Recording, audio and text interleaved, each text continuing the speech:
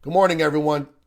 In this video, I want to address what happened in front of the Israeli embassy in Washington, D.C., because I really didn't pay attention to it the other day. Many people were sending me pictures of a person who lit himself on fire, and I couldn't identify the uniform, so I didn't know if it was actually someone from the U.S. military doing it or some person who just put on hunting gear and just protested what was going on in Gaza. I didn't know. So I kind of brushed it aside, to be honest with you. And frankly, I've been so busy with other things, I didn't give the attention that this deserved. But this morning, and I mean early morning because I was up doing stuff, my friend Maram called me all the way from Moscow. She said, Lucas, did you watch the video? I said, actually, no, I didn't watch the video. I have all these people sending me a picture of this man who lit himself on fire. Is this legit? Is this actually someone who's a guest? This person was in the U.S. Air Force. I said, wow, he really, okay. She's like, watch the video. In fact, she goes, watch the video while you're on the phone with me. I said, all right, I'll watch the video. And I did. 3 minutes long or so, and I pressed play, and I sat there and watched it while she listened. And basically, this man says, what I'm about to do is an extreme form of protest. Now, we've seen this before when it comes to monks in the East who light themselves on fire to protest war in those regions. And so this American airman decides to do the same thing. He says, I'm going to engage in an extreme form of protest. And what's about to happen to me, he says, is nothing compared to what's happening to those people in Gaza. And this is what our leaders have made normal. And by leaders, he means traitors and scum, because that's what these people are.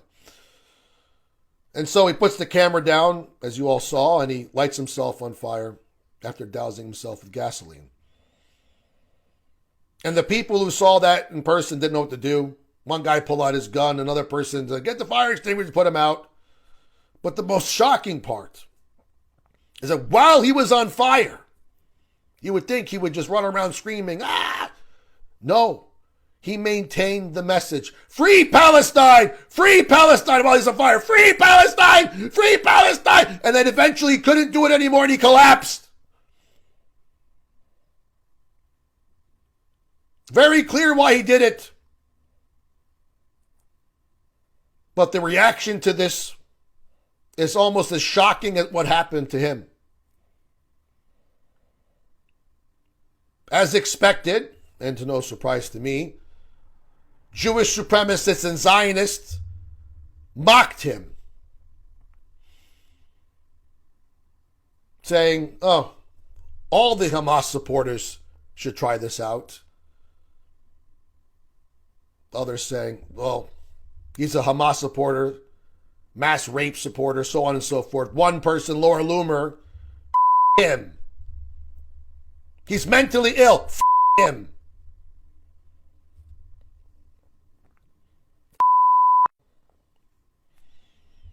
He didn't do that for Hamas. And they all know he didn't do it for Hamas.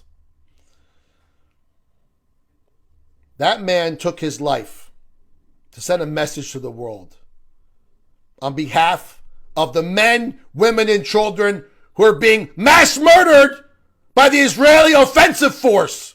Because Israel's not defending itself. Israel's been on the offense for 75 years. And he doesn't want our tax dollars going to this offensive that kills tens of thousands of men, women, and children. Ladies and gentlemen, let me remind you that the death toll of children alone is over 13,000. That's equivalent to 4 9/11s of children paid by your tax dollars. That's why this man did it. And combined, the death toll is 30,000 plus, which is equivalent to 10 9/11s. That's why this man did it. He did it for the people of Gaza, not Hamas. He didn't do it for the people who flew over the wall. He did it for the people who are being crushed under the rubble. That's why he did it. And these American Jewish Zionists and traitors are mad because he didn't die for Israel. If Aaron Bushnell lit himself on fire and said, "Free the hostages! Free the hostages! Free the hostages!" they would build a shrine to him in the middle of Tel Aviv. Hollywood already would be working on a script for a new movie to honor him. But because he died for the people of Gaza, they hate him for it. Because we Americans, we're supposed to die for Israel, no other country. So they have to mock him, just like they mock dead children. There's a Telegram channel with over 126,000 Israelis and Jewish supremacists that mock dead people all day. Babies even. I saw one that said when a little girl was dead, one less settler, one less terrorist. And that's what they're doing with him. Why is our greatest ally mocking this person, right? Our greatest ally, Israel. What do we even get supporting Israel? Can you name one thing that we as Americans get for supporting Israel? Nothing. Just empty platitudes.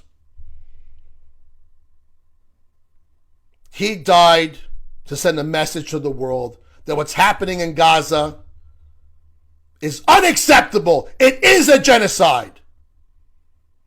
And all these American Jewish Zionists and Zionists around the world are mad for taking his life for those people. That's why they're mad. And they mock him like every other victim that the Israelis have murdered in that genocide that's going on. Sponsored by our tax dollars. Promoted by our leaders. All of whom are traitors. Ladies and gentlemen, every day, 22 veterans take their lives. I don't know if Aaron intended to kill himself or not. Perhaps he just wanted to get severely burned and survive. I don't know. But he's dead now. He died to send a message to the world. And we're not going to let him die in vain, ladies and gentlemen. We are not going to let him die in vain.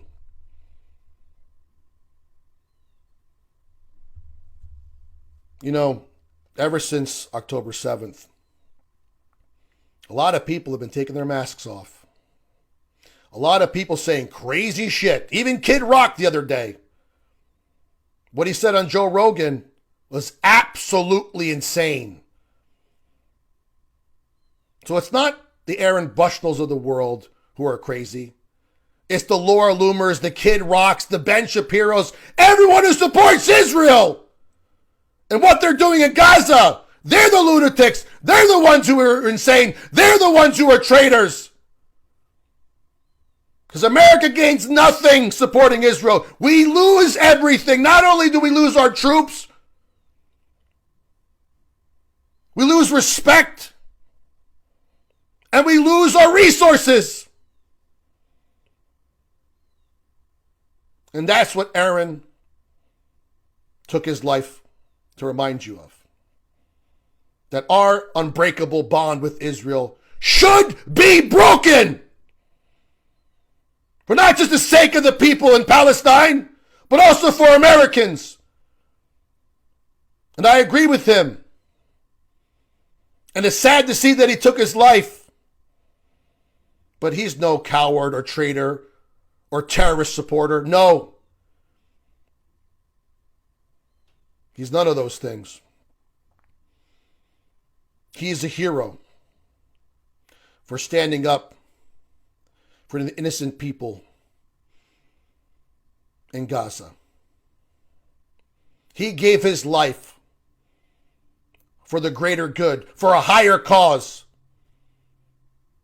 And he will not be mocked by the scum and the snakes who lurk among us, pretending to be patriots of this country, when in fact, they are only shills for Israel.